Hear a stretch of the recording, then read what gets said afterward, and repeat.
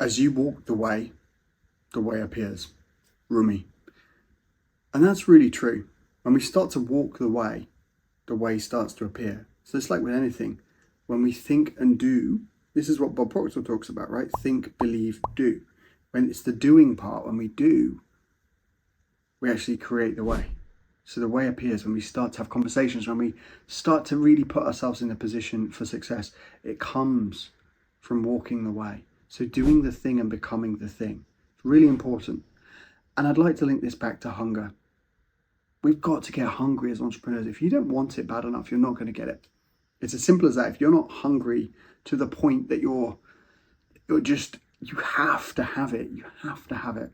That this thing that you know is meant for you, is destined for you, this idea that's burning inside of you, that everything you think about in your mind is centered around this thing happening.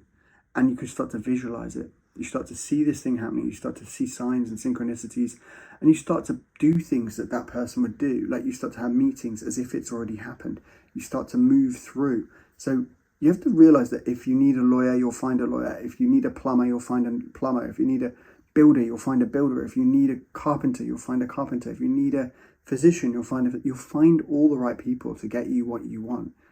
Just go with that attitude of resourcefulness and hunger. Develop a hunger inside of you that will not give up, that will not quit, that will not let the emotions and the opinions of other people get in the way, because the opinions of other people are going to kill your dream. They're going to kill your dream, and you're not going to get what you want, and you're going to feel frustrated, and you get to the end of your life and you feel like, look, well, I gave it a good go. No, actually I didn't. I gave up on myself because I didn't want it bad enough. I didn't believe bad enough, and I didn't take action and create the way. It's like the story of Socrates, and I'm not sure that this is actually true, and it might not have been Socrates, but let's use Socrates in the example because I think it adds a good metaphor, right? So a man proudly approaches Socrates. He says, Socrates, you're an amazing philosopher. I want you to show me wisdom. I want you to teach me wisdom. And Socrates is like, yeah, cool. All right, man, let's do it. Meet me tomorrow at dawn by the lake. And so they part ways. And tomorrow at dawn, they meet up by the lake. And Socrates grabs the young man's head and thrusts it under the water and holds him there for 20, 30, 40 seconds. Really, the guy's struggling like, what the heck? Like, what are you doing, Socrates? He's under the water, gasping for air. Pulls him up.